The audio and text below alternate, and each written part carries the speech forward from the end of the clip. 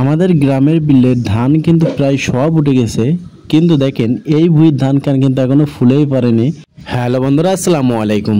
কেমন আছেন সবাই? আশা করি ভালো আছেন। তো আজকে সকালে হঠাৎ করে কিন্তু বিলের দিকে ঘুরতে আসলাম।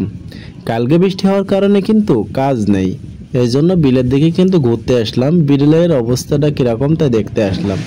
বিলে কিন্তু প্রায় 10-15 দিন ধরে কাজ করতেছি, তবুও কিন্তু বিলে কিন্তু তত একটা ঘোরা হয় না। বিলটা কিন্তু সেরকমভাবে দেখা হয় না, কাজের পরেই কিন্তু থাকি। আজকে ঘুরতে আসার কারণ ছিল কিন্তু দুইটা। মূলত আজকে কাজ করা যায় কিনা এই উদ্দেশ্যে কিন্তু এসেছিলাম। আর আমাদের একটা ছোট ভাইয়ের কিন্তু ধান লাগাইছে, তার ভুঁইর ধানটা কাটা যায় কিনা এই উদ্দেশ্যে কিন্তু এসেছিলাম। বিলে এসে দেখি কিছু কিছু লোক কিন্তু এখনো ধান বসছে, বেশিরভাগ জালি দেওয়া ধান কিন্তু বসছে, আর নিজেদের ধান নিজেরাই কিন্তু তুলতেছে। কালকেরা বৃষ্টি হওয়ার কারণে কিন্তু বেশিরভাগ লোকই কিন্তু ধান তুলতেছে না। ধানগুলো কিন্তু ভালো করে কিন্তু শুকিয়ে কিন্তু তুলবে। কিছু দূর যাওয়ার পরে কিন্তু হঠাৎ করে দেখি একখান বই ধান কিন্তু এখনো পর্যন্ত ফুলে পারেনি। সবেমাত্র কিন্তু ধানটা কিন্তু বাইল বেরোইছে। ভুঁইটা দেখে কিন্তু আমার অনেক খারাপ লাগলো, কারণ আমাদের গ্রামে কিন্তু ধানের ফসল কিন্তু এই একটাই হয়।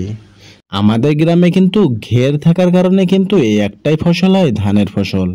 এছাড়া কিন্তু ফসল আর হয় না।